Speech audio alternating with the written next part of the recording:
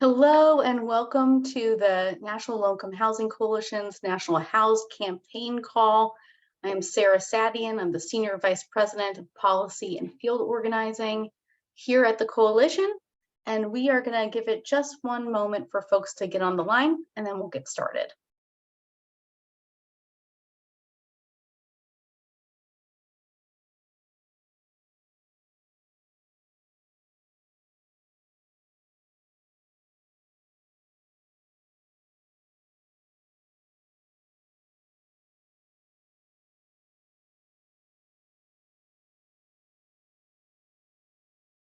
All right, as folks are joining in, let's go ahead and get started on today's National HoUSed campaign call. I am just coming back from 4 months of a sabbatical, so this is my first time leading the call in a very long time, but I am really excited about being here with all of you guys and all of the work that we have ahead together. As a reminder, this is our National HoUSed campaign call. This campaign focuses on achieving and advancing anti-racist policies and achieving the large-scale investments that we know is needed to ensure that renters with the lowest incomes have an affordable, accessible place to call home and communities of their choice. We will launch this campaign because we know that more than ever, it is important that we're seeing bold policies so that we can help those with the lowest incomes, those who are the most marginalized, have a stable, affordable home. So on our call, we have advocates from across the country. We have folks who work at homeless service and shelter providers, housing advocates, resident organizers, people with lived experience, including people who are receiving federal housing assistance, who are in need of assistance, people experiencing homelessness specifically. We have philanthropy on the line, and also we might have media on the line. So for today's national call, we're going to hear updates from leading experts about how we can advance housing as a human right. We're going to hear about tenant and landlord experiences with some familiar faces I'm glad to see. We're going to get some insight about how advocates can make housing an election issue this year. And we're going to hear about what's happening on the ground in Oklahoma and Alaska. And finally, I'll end our call at the end with a Capitol Hill update about what is going on in this crazy Congress we have. But before we jump into the agenda, I just want to remind everybody to please feel free to ask your questions in the Q&A box. The chat box is great for conversation, but it's a little harder for us to keep track of. So remember to ask your questions there, and we'll try to get to as many questions as we can. And as always, after today's call, we will share these PowerPoint presentation and any of the materials that our speakers talk about. We will share them with you so that you have them for your work going ahead. And with that, I am going to turn it over to our first speaker, Eric Tars from the National Homelessness Law Center, who's going to share with us some updates about housing as a human right. Eric, I'll turn it over to you. Hi, Sarah. Thanks for having us, giving us a chance to share a little peek at our 2023 Human Right to Housing Report Card. I'm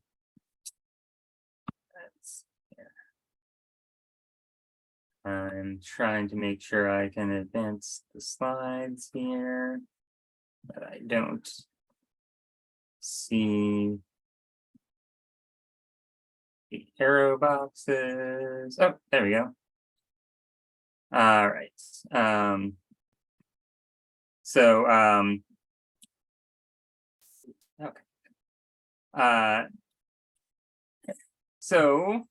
I'm sure everyone on this call agrees with the idea that housing is a human right and that it makes a great poster for folks like Representative Cori Bush to sleep out on the steps of the Capitol.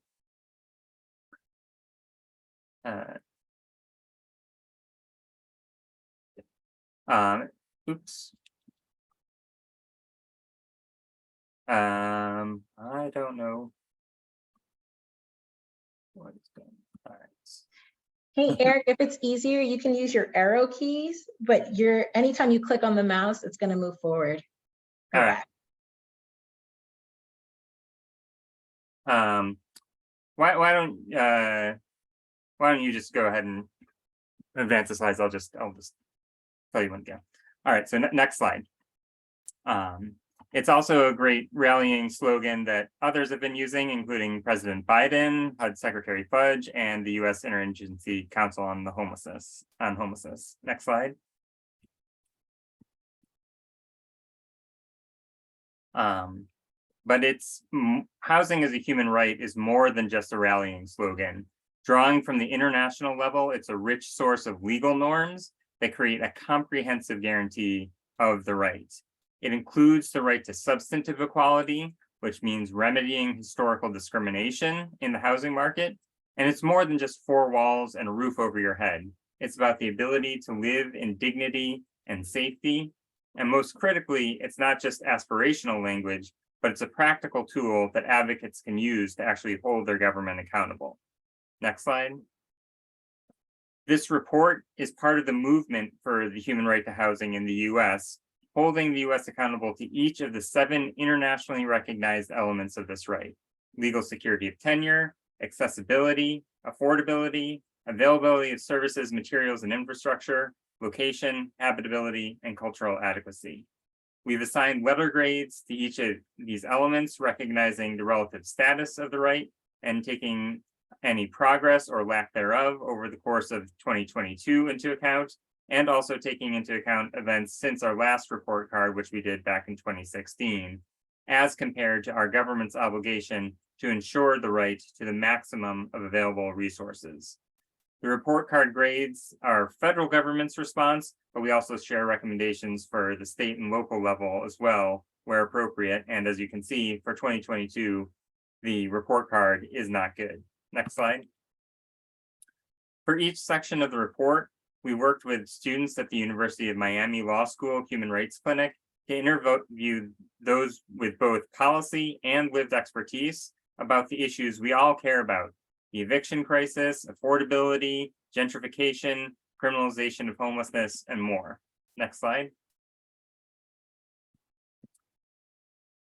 And when we talk about these issues that we care about as rights violations, rather than just as bad policy, we change the baseline of the conversation. Advocacy for the HUD budget, for example, becomes not just a matter of begging for charity for the unfortunate, but a demand that we as rights holders make of our government to meet its obligations to us. Next slide. This conversation about housing as a right in America is not new. It's one that's been going on since at least the Great Depression, and it's coming back now because even without a stock market crash, things are as bad today for many people as they were back in the Great Depression. But back in the 1930s and 40s, countries realized that economic rights were just as important as political rights in preventing the rebirth of fascism.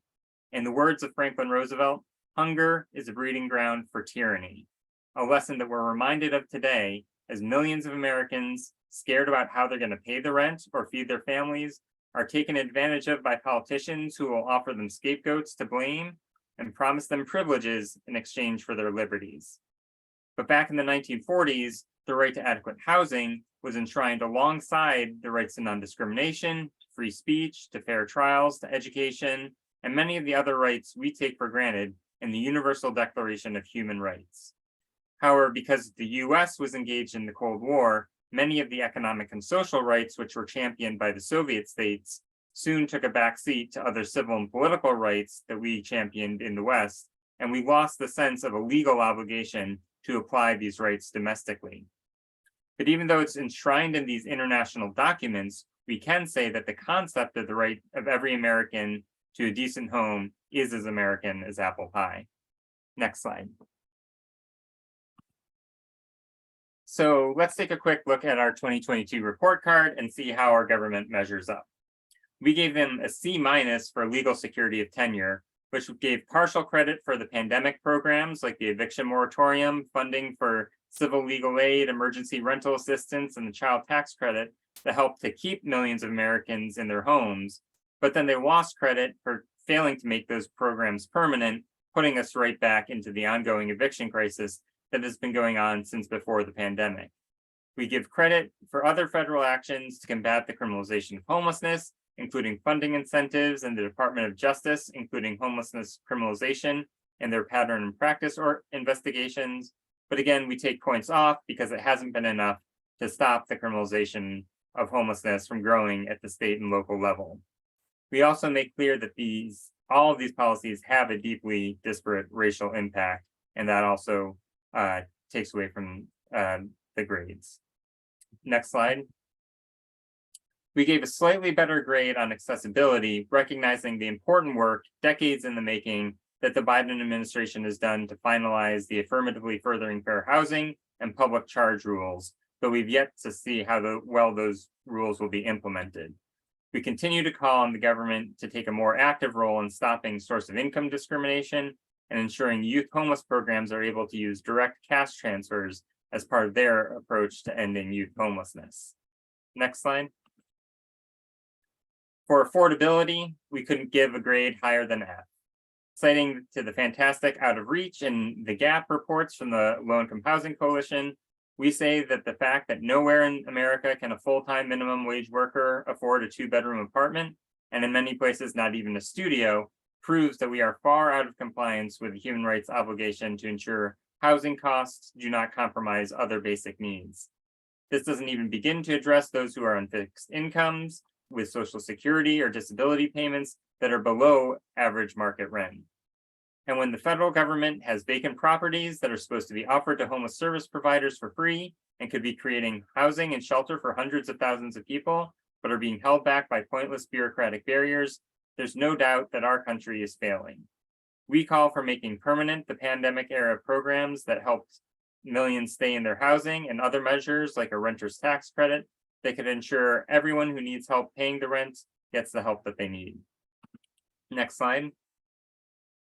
The government got a D on availability of services, materials, and infrastructure.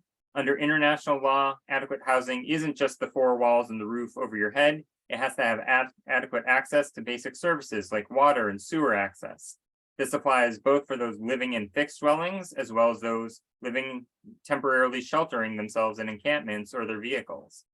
Our report highlights places like Alabama's Black Belt, where international experts have found sewage problems on par with those in the global South, and in LA's Skid Row, where they're failing to even meet the minimum standards for sanitation access set for refugee camps abroad. Next slide. The community infrastructure which makes housing adequate is more than just the pipes underground. The location element makes clear that adequate housing must be in a location which allows access to jobs, healthcare, and schools, childcare, and is not located next to environmental or other hazards. And in the US, a system of food and healthcare apartheid is paired with the segregated communities that many Americans live in. No grocery stores or hospitals for miles. Poor communities, often of color, are saddled with smoke, smog, and toxic chemicals. Next slide. Habitability is what many people think of when they think of the right to adequate housing, making sure that our housing has adequate space for its residents that protects them from the cold, the heat, and the weather. For public housing residents facing a $70 billion backlog in capital improvement projects, they often see crumbling ceilings, moldy walls, failing furnaces in the winter, and no AC in the summer. Meanwhile, on the private housing market, venture capital firms are buying up housing and deliberately neglecting them to force tenants out and jack up the rents.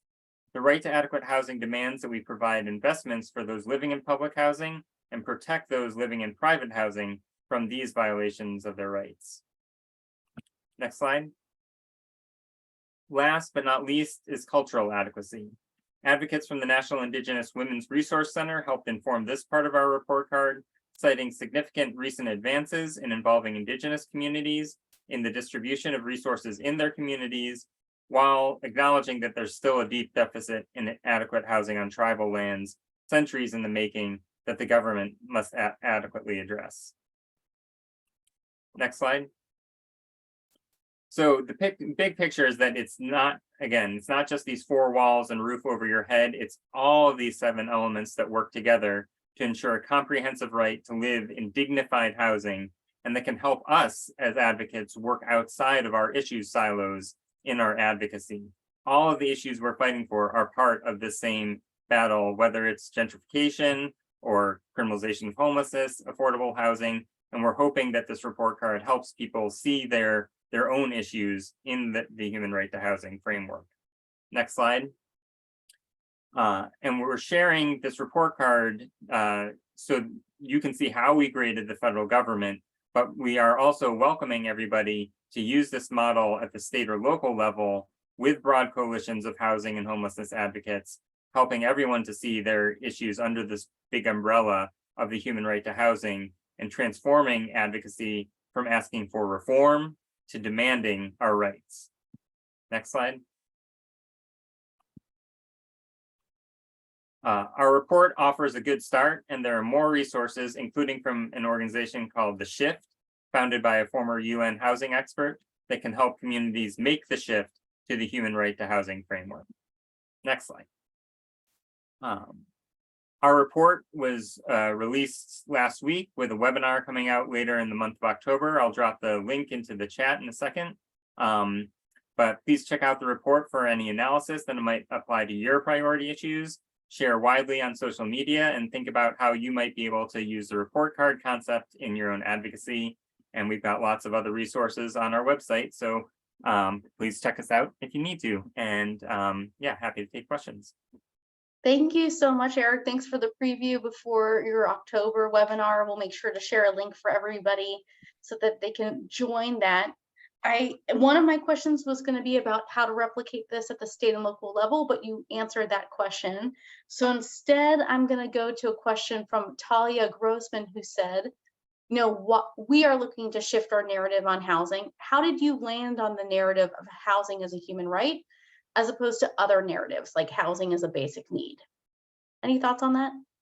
Sure. So as a legal organization, this is, something that's attracted us is the concept that, this isn't just like I said at the beginning, it's not just a slogan, it's not just a narrative, but there's actual legal content to this from the international level. Our former executive director went to a conference 25 years ago on housing as a right internationally, and saw all these other advocates all around the globe who were advocating and talking about housing as a right. And she kind of realized that we weren't going to be able to achieve our mission of ending and preventing homelessness in America until we were able to talk about housing as a right, because that's what's going to actually motivate the political will and the resources to make that right real.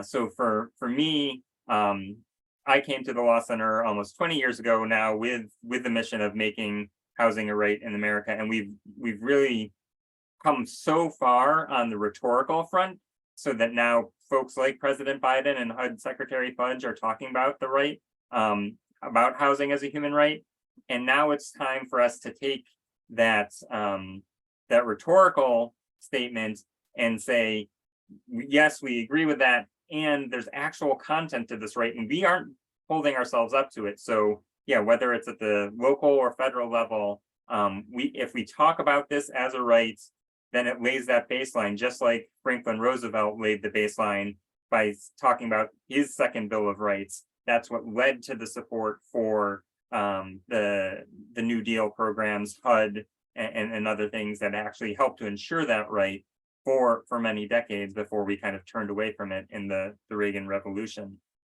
So yeah, I think that's, we see it as, it doesn't take the place of any other narratives and advocacy, but we see it as a really important thing that we can all be saying and talking about as part of our advocacy, because yeah, it's that it does have a narrative component, but it's also some actual content that we can use to hold our government accountable and craft policies. Wonderful. Thank you so much, Eric. And I know that you guys have accomplished so much already. I certainly have seen that shift in language, and we look forward to working with you and others to make sure that it's not just rhetoric and that there's tangible benefits for people that backs that up too. So thank you so much for joining with us. If you're able to stay online and answer questions in the chat box or the Q&A box, please help us by doing that. And feel free to share with us any information about the future webinar, and we'll make sure that folks get a copy of that.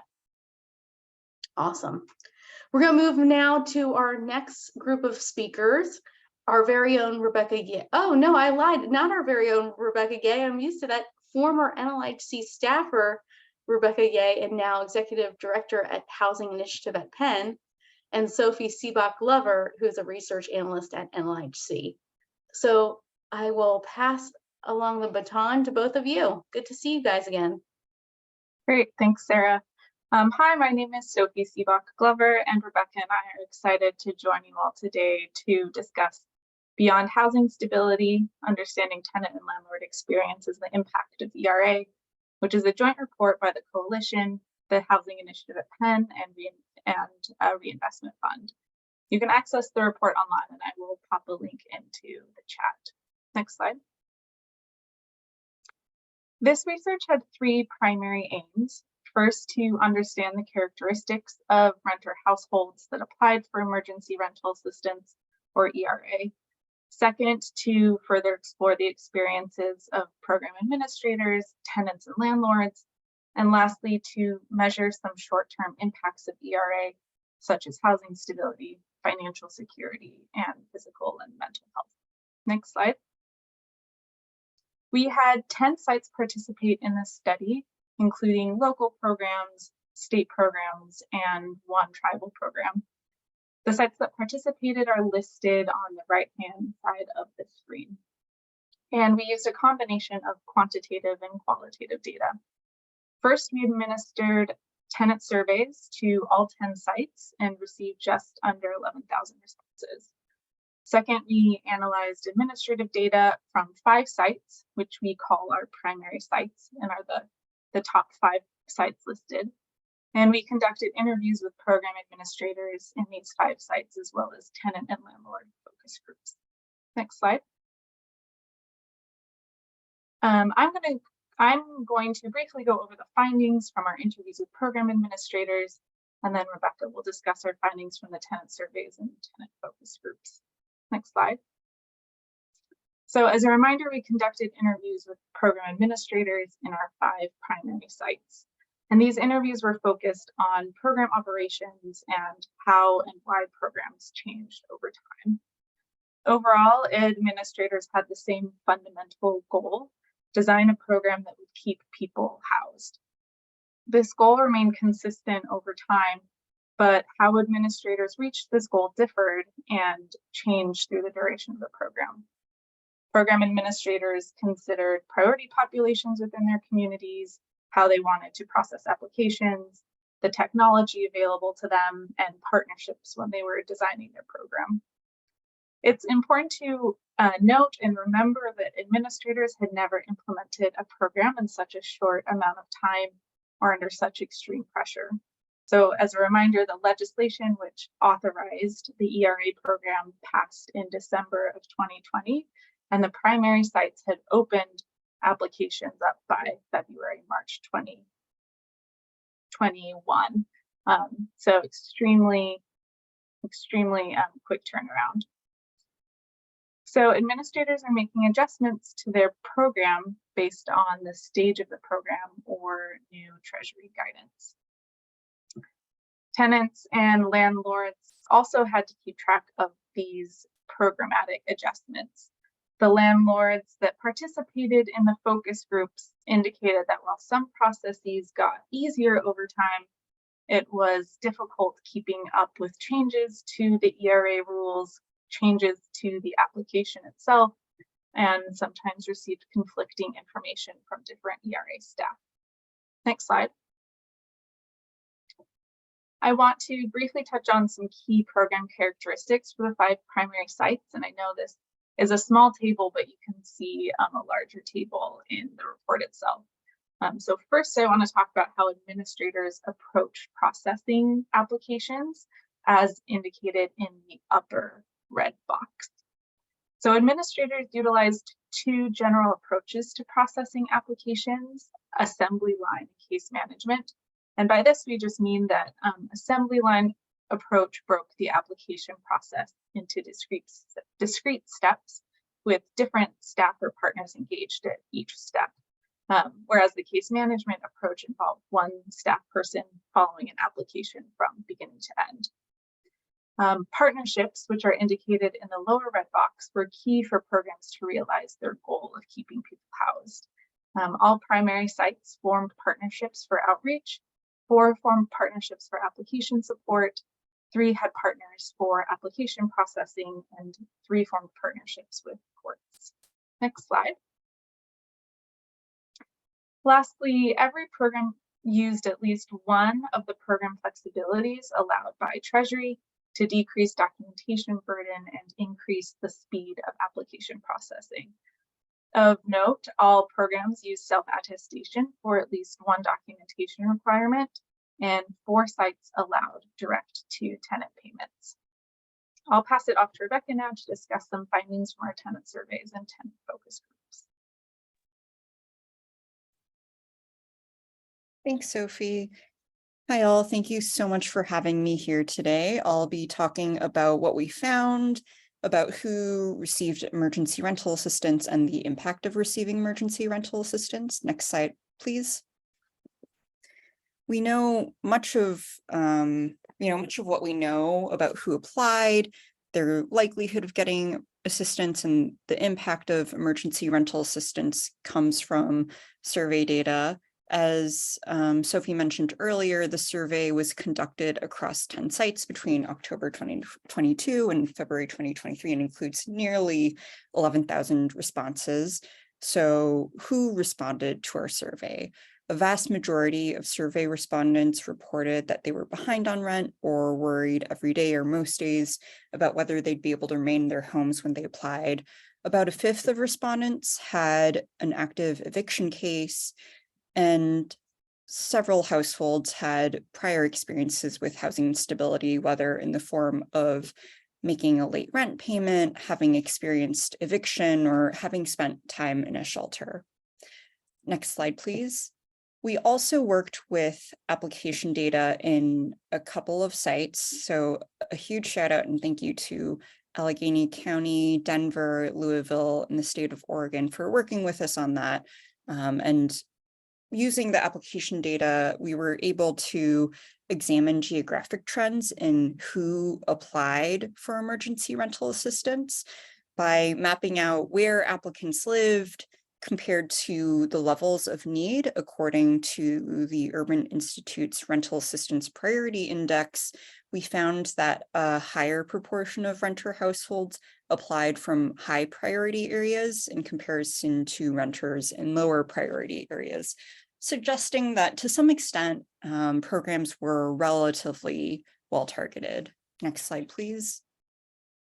Not all applicants were equally likely to receive assistance. And in particular, we've been finding here and in other studies that Housing Initiative at Penn is conducting that applicants who reported facing more challenges during the application process, such as difficulty with documentation requirements, lack of internet access, or not knowing who to call for help, people who faced more challenges were more likely, were less likely to receive funds and had to wait a longer time in the application process. Next slide, please. Importantly, though, getting help with the actual application itself seemed to make a difference for applicants in focus groups.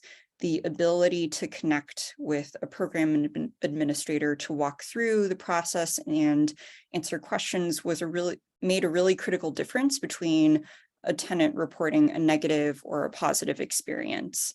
From our surveys, people with help on the application were nearly half as likely as folks who didn't get help with the application to report that they'd been denied for assistance, and they were more likely to report that they received assistance.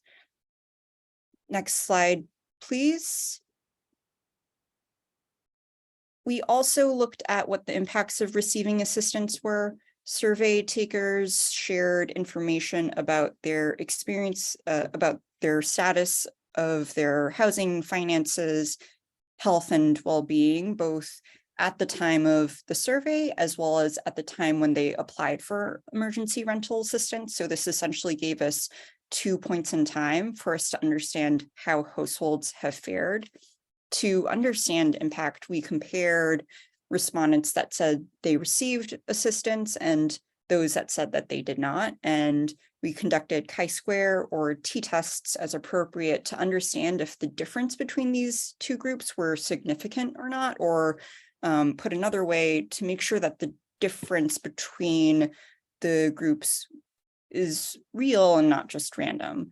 As possible, we also compared change over time between the two groups. And for some analyses, we used logistic regression to understand the causal effect of emergency rental assistance as an intervention. For those, we were able to control for tenant characteristics in the regression, but we did not control for or examine how or the extent to which the variety in program structures influenced outcomes. Next slide, please. And for more details on the methods, I would definitely recommend looking at the report. I looked back at the report today, and it is it's over 60 pages long, so it's quite dense with information. So we're just trying to hit the most salient points today. We found that tenants that received emergency rental assistance were more housing secure. They were more likely to be living in their own rental units compared to those that did not receive emergency rental assistance.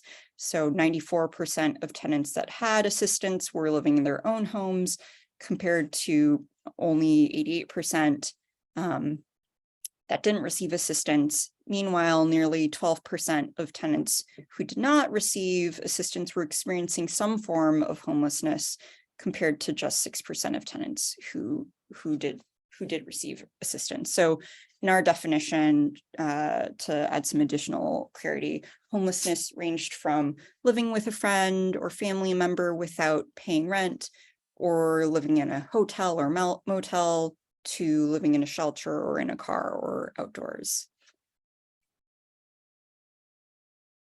We looked more closely at this indicator through a logistic regression, and we found that controlling for their living arrangements at the time of application, language, age, race, and ethnicity, respondents who received emergency rental assistance were half as likely to become homeless.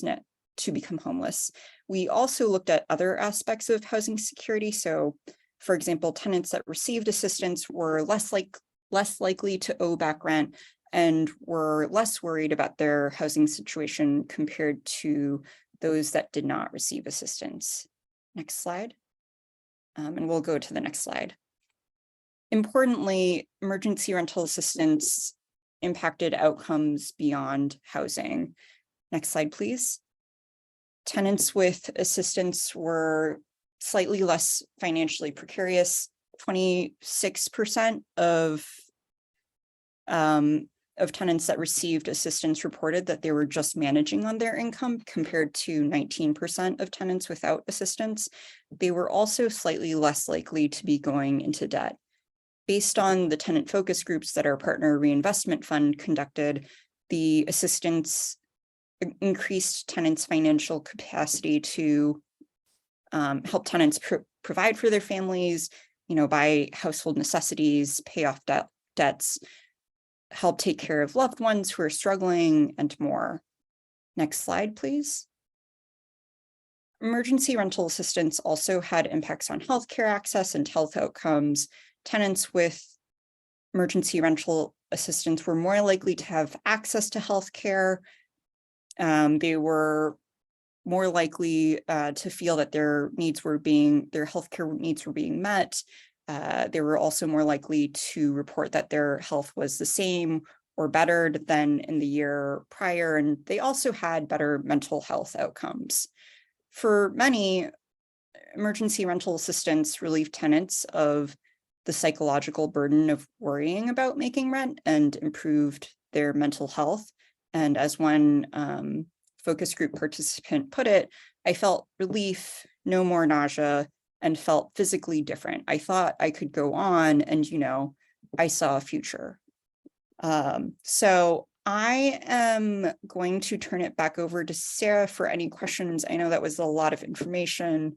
And we actually did a full hour-long webinar last month to walk through the report, which is recorded. So I'll drop that link momentarily as well. Thank you, Rebecca and Sophie. It's really cool. All of us in the housing world talk about how housing's related to these other sectors, to healthcare, et cetera. It's so cool to see in your studies that you see that connection directly for people, on an individual level. I really love that. I also wanted to ask, there is a question from Vicki Riddle, who is saying they're looking for information about ERA participants who received funding maybe a year after that they received that assistance. Have you guys given any thought to looking longer out or at outcomes from a year from now or further into the future? That's a really great question. I don't think that we have any research right now that's looking so far out. We do have some research that's looking a little bit farther out, and we'll have, I think that we're actually going to be putting out a report based on that soon. That's based in LA, but I think that that's a great question. A lot of researchers wonder, what are the longer term impacts? We all know that there were immediate short-term impacts, like resolving the financial situation at hand and relieving people mentally so that they can deal with other things on their plate. So I do hope that other people have research on this coming out. Yeah, ERA has quite a track record already as we push for a permanent program. I do want to say, I see a couple questions in the chat box about breakdowns of who was able to get ERA assistance by race, by ethnicity, by other things. I know you guys have done a ton of work on this. So if you're able to share some questions or share some resources that get at that in the chat box, we'd love that. And hopefully I'll see you soon, Rebecca. It's been a while. Thank you, Sarah. Yeah, absolutely. Onward, we will go to our next speaker, Courtney Cooperman from NLHC, who's going to give an updates on Our Homes, Our Votes. I'll turn it over to you, Courtney. Thanks so much, Sarah. Good afternoon, everyone. My name is Courtney Cooperman. I use she, her pronouns, and I'm a housing advocacy organizer here at NLIHC. This might be hard to believe, but we are just 1 month out from Election Day 2023, and now is the time to make sure that you and your community members are prepared to vote.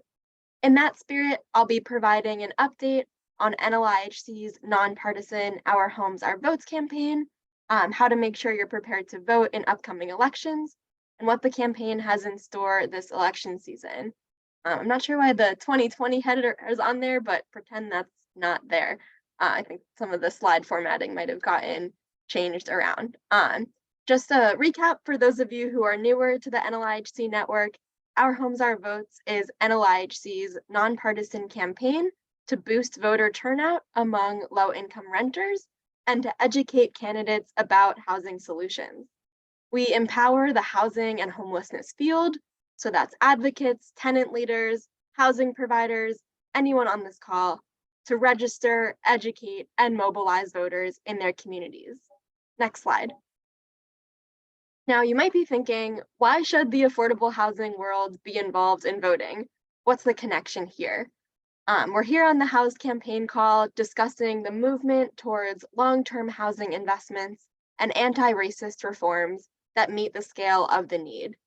Boosting voter turnout among low-income renters is absolutely critical to fulfilling that vision and achieving housing justice. And I think that these graphs do a great job illustrating why. Renters persistently turn out to vote at lower rates than homeowners, and low-income people turn out to vote at lower rates than high-income people. In 2022, 37% of renters turned out to vote, compared to 58% of homeowners. The gap by income is even greater, with 33% of the lowest income households turning out to vote and 67% of the highest income households turning out to vote. Closing this voter turnout gap is essential to building the political will for the types of policies that we advocate for through the HoUSed campaign. Elected officials care about keeping their jobs, so they are more incentivized to pay attention to their constituents that vote at higher rates. And right now, that's homeowners and wealthier people. To achieve housing solutions, we need to show that low-income renters are a powerful voting bloc that can hold candidates accountable. Next slide. The good news is that when organizations that directly serve low-income communities engage in nonpartisan voter outreach, they have the power to change these numbers and shift the political calculus. And that's why we launched Our Homes, Our Votes. A study from Nonprofit Vote found that low-income voters who were engaged by nonprofits in the 2020 presidential election saw a 7 percentage point boost in turnout over comparable low-income voters who were not engaged by nonprofits. That's why Our Homes, Our Votes provides the tools and resources that equip our partners, that's all of you, to register, educate, and mobilize voters in their communities. Next slide.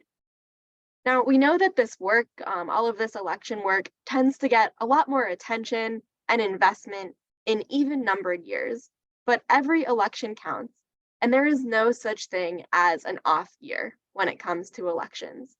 Many communities will have local or special elections on Tuesday, November 7th, and some even before then. New Jersey and Virginia will have statewide legislative races. Mississippi will have its gubernatorial and legislative elections. Kentucky will have its gubernatorial election. And Louisiana will have gubernatorial and legislative elections. Those are actually this Saturday, October 18th. So if you're in Louisiana, all of this is even more time sensitive here. But for the vast majority of states, we are 4 weeks out from Election Day. So now is really the time to make sure that you have everything that you need to vote in the upcoming elections. And if you're representing a nonprofit, a housing provider, or a tenant organization, now is a great time to start spreading the word, registering voters, and getting out the vote in your community. Next slide. Our friends at National Voter Education Week put together a 5-part checklist that you can use to make sure that you are all set and prepared to cast your ballot with confidence on or before November 7th. The National Voter Education Week website, votereducationweek.org, can walk you through all 5 of these steps, including more comprehensive information and links for each action. The first step is to register to vote or check your voter registration status. It's especially important to make sure that your voter registration is updated if you've moved or changed your name recently. The second step is to request your mail-in ballot if you are eligible and planning to vote by mail. Each state has different rules that govern mail-in voting. Some will send mail-in ballots automatically, while others only allow it in limited circumstances. The third step is making a plan to vote. Where is your polling place? How will you get to the polls? What time will you vote? What do you need to bring with you? One part of planning to vote is ensuring that you have the necessary voter ID if your state requires one. Vote Riders is a national nonprofit organization with information on voter ID requirements in each state and resources to help you navigate these requirements. And we'll get you the link to those resources coming up. Project ID is also an NLIHC partner that works in a select number of states and can help troubleshoot ID issues. The fourth step is to research your ballot. State and local elections don't always get as much media coverage, but their outcomes can have a major impact on housing policy decisions in your community.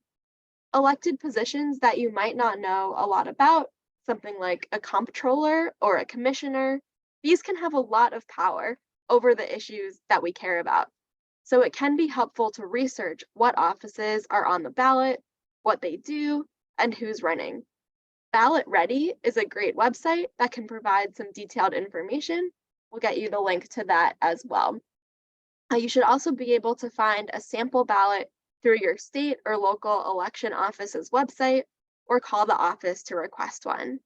In addition to candidates, you may also want to research any ballot measures that are being presented to voters in your community. We'll have a little bit more on ballot measures in a few minutes. And the fifth step is to mobilize your community and spread the word. Research shows that personal outreach is one of the best ways to boost voter turnout. Text or call at least 3 friends or family members to make sure that they are registered and have a plan to vote. You can also use Our Homes, Our Votes resources on our website, which is ourhomes-ourvotes.org, to post about voting and housing justice on social media. Next slide. Speaking of making a plan to vote, I want to spotlight the work of one of our Homes, Our Votes affiliate and NLIHC member organizations, Ride Share to Vote Aware. They're a nonpartisan voter turnout organization that coordinates accessible rides to the polls in 13 states and counting. To see if they provide rides in your state and to request a ride, you can visit their website at ridesharetovoteaware.org or call at 888-858-3421. And we'll get those all in the chat momentarily as well. And if you're someone that already has a ride to the polls and you're available on election day, you might want to consider volunteering with Ride Share to Vote Aware or seeking out another voter mobilization organization in your community. Next slide. One way to build enthusiasm around voting is to celebrate the civic holidays, which are 4 nonpartisan days to celebrate civic engagement and strengthen our democracy. We recently celebrated National Voter Registration Day and National Voter Education Week, and Vote Early Day is just around the corner. Vote Early Day will take place on Thursday, October 26th, and is focused on raising awareness of early voting opportunities and getting out the early vote. So definitely keep an eye on NLIHC emails and social media for more information about Vote Early Day, or visit civicholidays.org. Election Hero Day honors our poll workers and all those who make our democracy run smoothly, and it will take place the day after Election Day. Next slide. So switching gears a little, we've already talked about the intersection of voting and housing justice in terms of building the political will to achieve housing solutions, but sometimes the connection is even more direct, and voters have the chance to weigh in on housing policies through ballot measures. Ballot measures bring policy questions directly to the voters, and they can be a great way to get policies enacted when elected officials are not doing enough to take action. NLIHC tracks housing and homelessness related ballot measures across the country. We put together a list of these measures on the ballot on November 7th that you can see up on the slides. So if you live in one of the cities listed here, you have even more reason to turn out to vote next month. But if you know of an upcoming ballot measure that is not on that list, please email me at ccooperman@nlihc.org, and we will get it added to the list and monitor the outcome on Election Day. And just for anyone who doesn't have the slide right in front of them, these ballot measures are in, it's cut off for me, but the states that they're in are Colorado, Michigan, Montana, New Mexico, Ohio, and Washington. And so if you are in one of those states, keep an eye out. You may have a local housing ballot measure. Next slide. So we're also working to raise awareness of housing-related ballot measures, to celebrate recent victories at the ballot box, and to build momentum for organizing future ballot measure campaigns through a webinar mini-series, Housing is Built with Ballots. The first webinar in the series, Housing is Built with Ballots, a year of ballot measure victories in review, will take place in just 2 days on Thursday, October 12th at 2:30 p.m. Eastern. The webinar will provide an overview of housing policy wins achieved at the ballot box in recent elections. A second webinar on Thursday, October 26th at 2:30 will delve deeper into effective organizing tactics for ballot measure campaigns. And I see that my colleague Kayla just dropped that registration link in the chat. Next slide. So if you're feeling fired up about voter engagement and want to get started on planning, I highly recommend browsing our abundance of online templates and toolkits at ourhomes-ourvotes.org. Next slide. And if you're looking to take your involvement to the next level, we have two groups that you might be interested in becoming a part of. I think the slide got a little bit cut off, but the first group up there is the Our Homes, Our Votes affiliates, which are nonpartisan organizations formally identified with the campaign and committed to carrying out its goals. Any nonpartisan organization is welcome to join. The affiliates have a listserv where we share out information and exchange ideas. And in 2022, we had a special affiliates-only gathering to wrap up election season and brainstorm future plans. So you can learn more and find a sign-up form at ourhomes-ourvotes.org/affiliates. Next slide. We also have a group called the Housing Providers Council, which is a nonpartisan group of affordable housing developers, property managers, and resident services coordinators that are committed to boosting voter turnout among residents.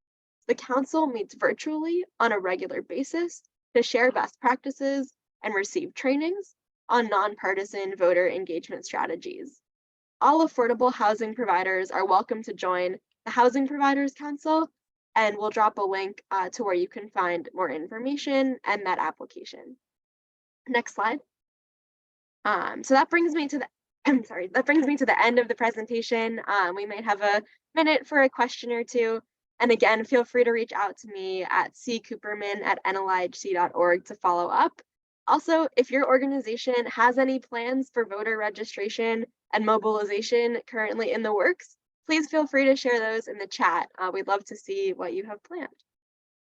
Thank you so much, Courtney. I see that there's a couple of folks in the Q&A box or in the chat box who want to connect with you, so I'm sure you can follow up with them after today's call. I have the question for you is, have you seen any exciting examples of organizations on the ground that have done a great job that people might want to check out to see the work that they've done? Yeah, we've definitely seen a lot of really exciting work. I think National Voter Registration Day, which was a few weeks ago, was a really great opportunity where a lot of our partners were on the ground getting voters registered. I don't know if anyone from Colorado Coalition for the Homeless is on here, but I'll give them a special shout out. I know that they were engaging with hundreds of voters and have a lot of really innovative strategies. I also know we have partners that have distributed fridge magnets with QR codes to register to vote. So, when people move into their new homes, they can get that fridge magnet and have that as a really accessible way to get registered. So there's a ton of really innovative examples, really great work that housing groups are doing. Awesome. Thank you so much, Courtney. I hope folks follow you up on your offer and join one of those two groups to do more around voting. I know that when I interact with members of Congress, if they've been hearing from renters, it makes a big difference in their willingness to put forward proposals to help renters. So it's really important that folks are thinking about this work as part of their policy work overall. Thanks, Courtney. Thank you, Sarah. All right, now we're going to move to our field updates, and we're going to start with Sabina Brown from Oklahoma Policy Institute, and then we'll turn over the mic to her. Thank you, Sarah, and thank you to NLIHC for the invitation to share what's been going on in housing in my state of Oklahoma. My name is Sabina Brown, and I am a senior policy analyst with Oklahoma Policy Institute. We are a nonpartisan, nonprofit think tank that advocates for fiscally responsible policies that expand opportunity for all Oklahomans, and I cover our housing work for our organization. So Oklahoma is among the leaders in the nation for our eviction rates. Our two biggest metro areas, Tulsa and Oklahoma City, rank 11th and 20th respectively among large US cities for eviction rates. Last year, our eviction rates returned and in some counties even surpassed our pre-pandemic levels. Contributing to this is the fact that our Landlord Tenant Act has not had any major updates since the 1970s. And like many states across the country, we're facing a severe housing shortage. Thankfully, this past legislative session, our legislators showed an increased interest in housing and filed a number of bills to address our outdated Landlord Tenant Act, to reform our eviction process, and to address our affordable housing shortage. One of the most significant pieces of legislation to pass at our state capitol this year was a $215 million investment in housing through a new program called the Oklahoma Housing Stability Program. So this funding will be used for interest-free loans to developers to build single-family homes for purchase, down payment assistance, and gap financing for single and multi-family rental units. The rules for this program were largely left up to our state housing finance agency and have yet to be finalized. But as of now, it looks like the intent is more to fund housing for workforce housing, which they're defining as around 80% of area median income. And so it won't target the lowest income renters that we know are hurting the most. We also know that they're going to use about 75% of that funding for rural areas and 25% for urban areas. So while we know there is a lot more work to be done to get funding for Oklahoma's lowest income families who are feeling this housing shortage the most, it is important to note that this is Oklahoma's most significant state appropriation for housing. So we are hoping to build on this new interest in housing and advocate for more and better targeted funding in future sessions. Another highlight of last session was the passage of plain language eviction summons. So our eviction summons were written over 50 years ago. They contain a lot of dense legal language, a lot of herebys and thereof that really few people understand. And the folks who were receiving these summons often didn't know what it meant. They didn't know where they were supposed to go. And most importantly, didn't understand the impact of not showing up for eviction court, which is a default judgment.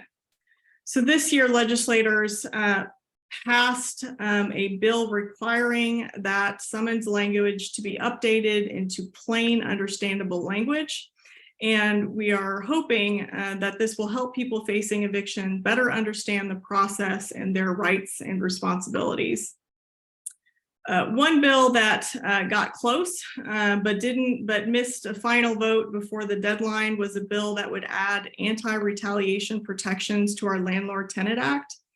So we are one of only 6 states that provides absolutely zero protections against landlord retaliation.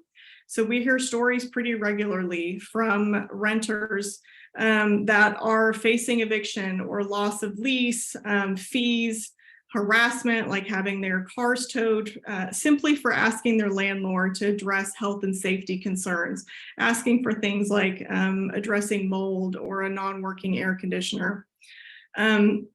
Thankfully, this bill is eligible to be heard again next session. So we are working with a broad coalition of housing advocates to hopefully get this bill over the finish line next year. So while we still have a long way to go to address our high eviction rates and our housing shortage, I am encouraged by the interest that our state legislators have shown this year in housing.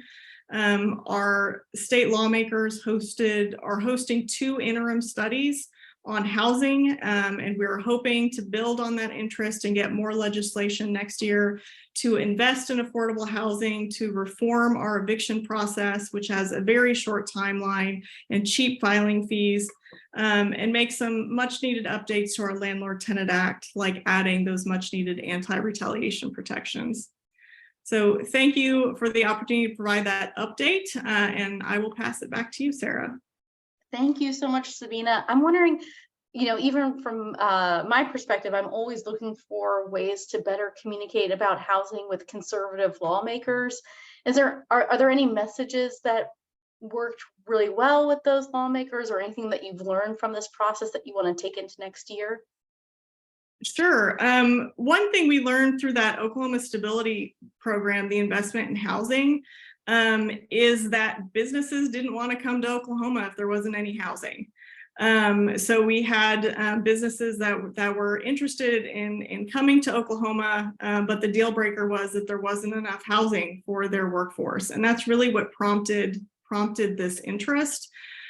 Another thing that we've been talking about is the fact that we do have a huge shortage, and it's going to take a while to fill that gap. And in the meantime, it is equally important to protect the housing that we do have. And you can't protect that housing if renters aren't able to safely report unsafe conditions in their rental. And additionally, related to the piece on voting, we've just had a lot more engagement from renters. We've been in legislators' offices while renters have actually called and reported these problems with their landlords, problems with finding affordable housing. So they're hearing this directly from their constituents more, which has really made a difference. That is so helpful to know. I'm sure lots of people on this call are trying to think through how they can work with conservative lawmakers in addition to progressive ones. So I appreciate you joining on today's call, and look forward to hearing next year and next session how your efforts have been going. Great. We'll move along to our next speaker as well, Owen Hutchinson from the Alaska Coalition on Housing and Homelessness and the Anchorage Coalition to End Homelessness. Owen, can you join us? Thanks so much. Can you hear me? Yes, I'll turn it over to you. Great. Thank you for letting me chat with you all today. We had a significant historical event the other week, which was that the HUD Secretary, Marcia Fudge, visited Alaska. It's something we had been working towards since the spring, a lot of pre-planning and coordination with our federal delegation. So last spring, we approached Senator Sullivan and really started talking through the Alaska issues that were super unique and not addressed by HUD funding formulas or any HUD programming.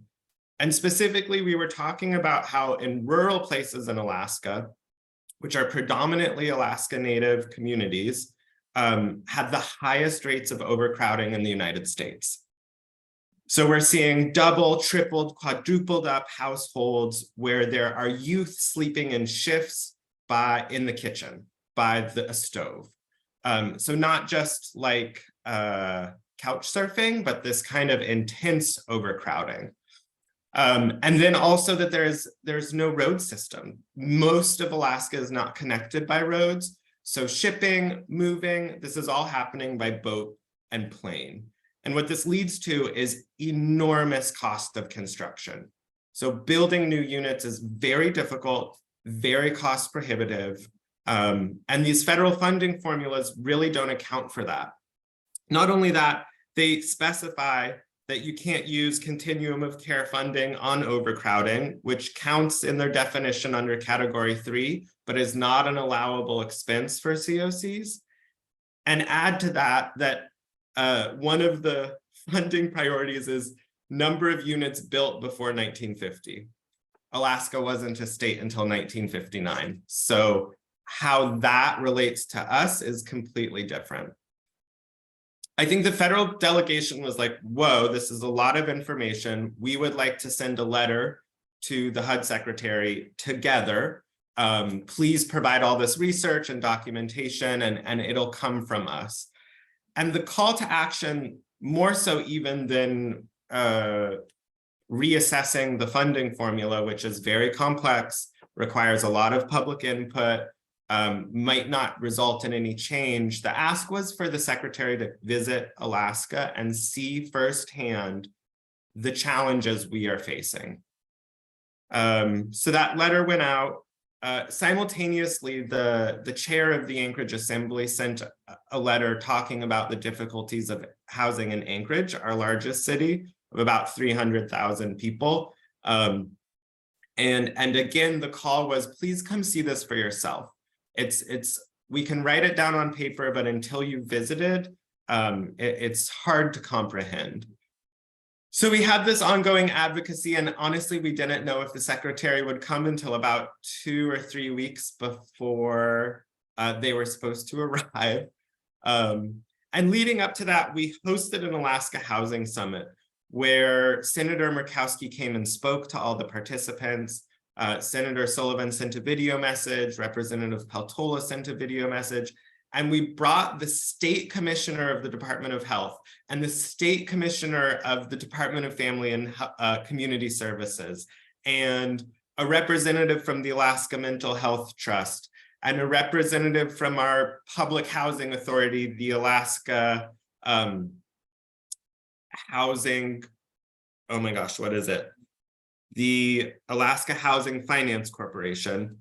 And that conversation was moderated by Katie Miller from the United States Interagency Council on Homelessness. And the purpose was to say, if all of these state departments, if all of these public housing authorities, if the Mental Health Trust is all saying affordable housing is a part of our 10-year strategic plan, where is the state coordination? Where is the state investment? And how can that leverage increased federal investment?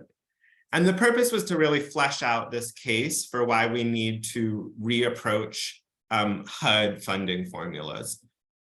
And then we also kind of are looking at, in Alaska, there's about 350 to 400 communities across the state. HUD vouchers are only allowable in 12 communities. Let that sink in. Vouchers are not a tool that is widely applicable, and in fact is racially inequitable when we think about the most remote places, the places where there are the highest need, that are predominantly Alaska Native communities. So this was in the lead up a week after the housing summit, which we had about 200 attendees between in-person and online. And we shared, the out of reach stats for Alaska. And we even shared, the Census Bureau subdivisions of all the different census areas so people could really identify how out of reach it was for their community. And we were really trying to arm everyone with the same advocacy tools so that they could go and speak to their local representatives who then could continue the same messaging. And when the secretary came, their visit was 2 days. The first day was with tribal housing entities. They got out to Kenai, which is on the road system, so it's not super rural. They announced a $6 million investment in housing there. Part of the visit was to announce all these achievements and all these new things they were doing. And then the second day, they toured Anchorage-based service providers, and they had a roundtable with housing leaders from across the state, tribal housing leaders, public housing authority, service providers, and it was moderated by Senator Sullivan. So we had this like unprecedented engagement with a Republican senator who was pushing for HUD investment in affordable housing in the state. It was amazing. His staff worked with us super closely. And this has been years in the making when they were like, they wouldn't even take meetings with us, to now they're leading advocacy efforts. At this roundtable, we were really looking at that funding issue. We were really trying to illustrate this lack of road system, the cost of construction, how bad overcrowding was. I think we heard from some tribal leaders that it was easier for them to go build a unit because they could do it for like 30 grand than apply for all these federal grants that then they had no staff to report on. They had to build to all these requirements which were not applicable in their community, right? Have plumbing and electricity. Well, in a lot of communities in Alaska, they're dry cabins with no electricity.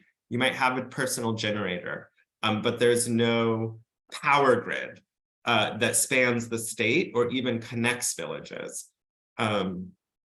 And really looking at kind of the struggles with the Native American Housing Assistance and Self-Determination Act of 1996, HoUSed, which is inadequate in funding the kind of development that's needed.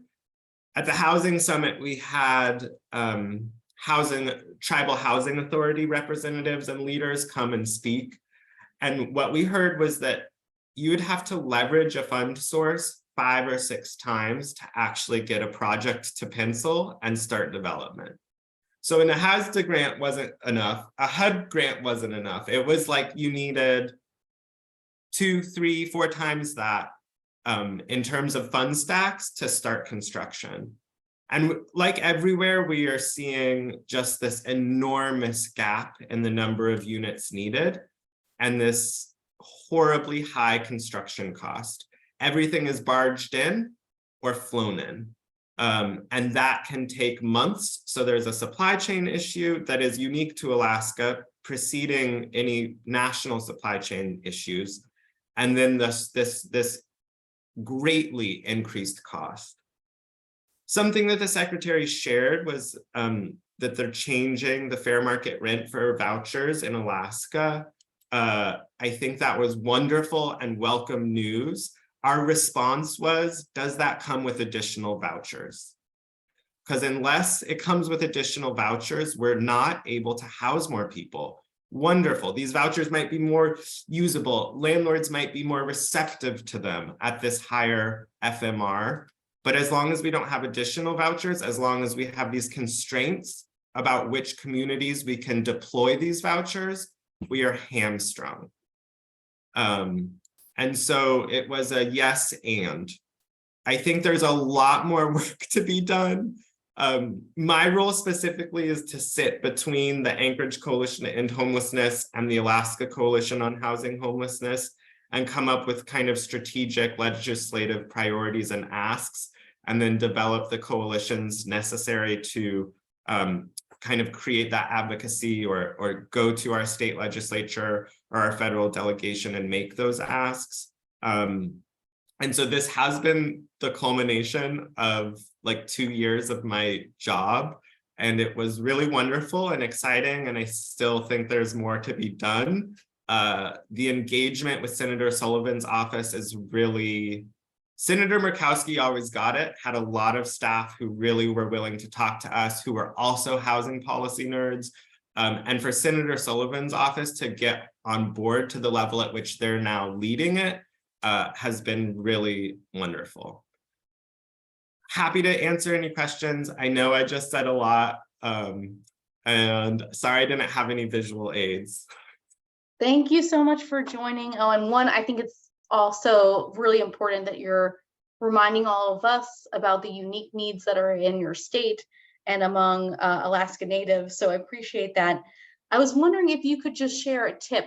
The idea of bringing together your local and state and federal elected officials, bringing together a whole bunch of different cross-sector leaders to talk about housing is super helpful. That can be replicated all across the country. If you had just one tip to share with people as they're starting to think about how to pull that together, what would you tell them? I got a lot more no's than yeses. And even when it was a no, I would say, do you have somebody you might recommend me reaching out to who's willing to sit down and talk about this? And then I will also say, you know, for some of those state commissioners, there was hesitancy that it was going to be a gotcha, that I was going to get them up on this panel and in front of our federal delegation, catch them in a line or try and make them look bad. And I think that was the opposite of what the intent was. And that was the opposite of how we structured it. We wanted everyone to know the questions beforehand. I was willing to provide research for the commissioners to show how their departments are already doing the things we need to be done that just need to be done on scale and need to have funding to scale it. So I really did a lot of, I won't say hand-holding because they were all professionals later in their career than me and very amazing public speakers, but I think assurance that we had a common mission and that people were already doing as much as they could do with what limited resources, and that even this cross conversation is a starting point that needs to happen. Like that's a productive thing. And so I think that was exciting and took people a little off guard. that it was really coming from a place of generosity and relationship building and not a blame pointing fingers. I'll also just say, like, Alaska has 230 federally recognized tribes. The interest out of 500 in the country, so a little under half, the interests of those tribes are all unique. So if you are inviting a tribe to come speak, you aren't giving them 15 minutes. You are saying, how much time do you want to talk about the challenges you're facing?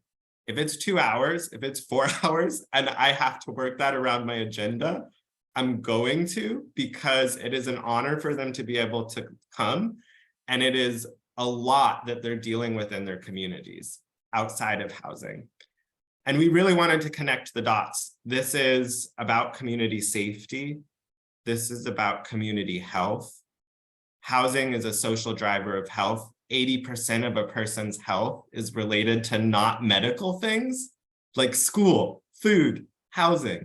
And so we really wanted to give communities the chance to speak about what they were facing and speak it to the highest levels of government, right? The Secretary of Housing and Urban Development. I mean, it was a beautiful thing. And I think even the secretary was shocked at what she was hearing that our communities are facing.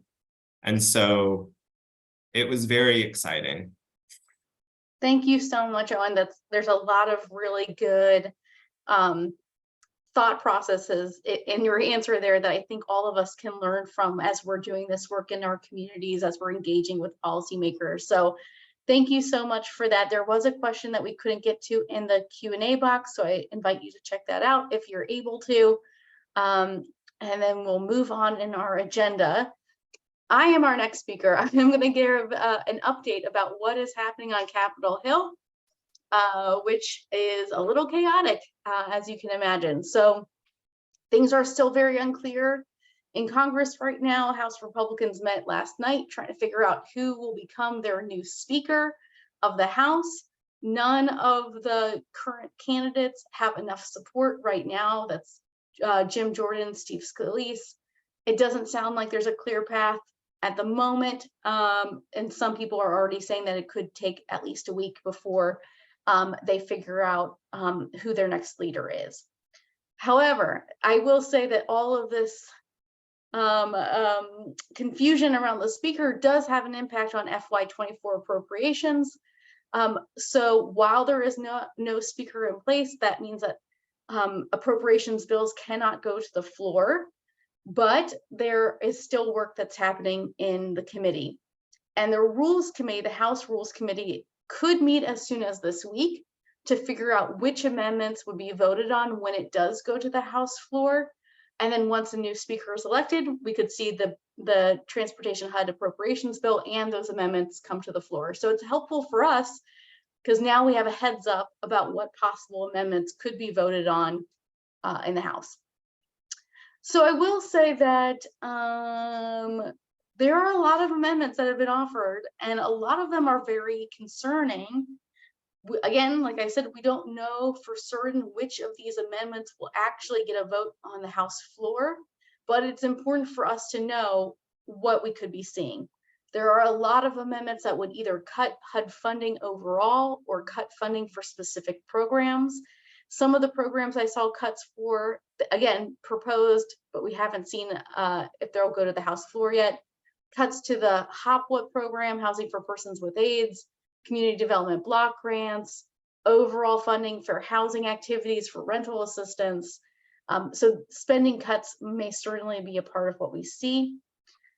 We have also seen amendments that would undermine evidence-based approaches to addressing homelessness. There was an amendment offered from Representative Barr that's very much like his standalone bill that would prevent HUD from prioritizing housing first and other evidence-based approaches. There's amendments that would restrict access for mixed status immigrant households, either forcing them to separate or to face eviction from HUD housing. Lots of amendments that would undermine HUD's ability to address racial equity or diversity, whether within their own staff or within programs. an amendment that would allow shelters to discriminate against transgender individuals who are seeking shelter. Amendments to undermine fair housing laws is a long list. And lastly, to restrict access to housing benefits, either by imposing drug testing, work requirements, or limiting assistance only to able-bodied people between a certain age. Again, I don't know how many of these amendments are actually going to be voted on, but as you can tell, they're all really deeply concerning. And so it's helpful for advocates to not wait until later on when the House works out their arrangements over their speaker. You can start your advocacy now so that we can hopefully defeat as many of these amendments as possible and move an appropriations bill as quickly as possible as well. So what can you do? I think there are two main important things. One, to be contacting all of your members of Congress, including Democrats, including Republicans, especially moderate Republicans or folks who won their seat by very slim margins last time around. Talk to them about why we need to expand housing resources, not cut housing resources, and encourage them to oppose any harmful amendment that would cut funding or make it harder for people to get the housing that they need. The second thing that you can do is sign on to a national letter that national housing leaders, as part of the Campaign for Housing and Community Development Funding, are circulating.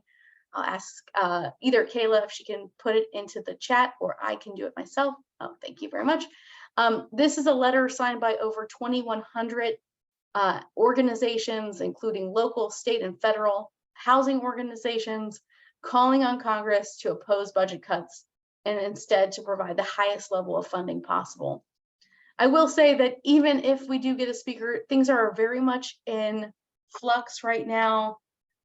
We could see a change in strategy among House Republicans about how they pursue appropriations this year. So we will be watching it very closely, and we will come back to you guys whenever there's a way for you to advocate for these resources with your members of Congress. And I am just going to see if there are any questions. I don't see any in the Q&A box. So with that, we will end our call a little bit early. As I mentioned, we'll share with everybody this presentation and any of the resources that our speakers mentioned. We'll send that to you in an email. And I look forward to talking to you guys soon and seeing you on our next House campaign call. Okay, take care.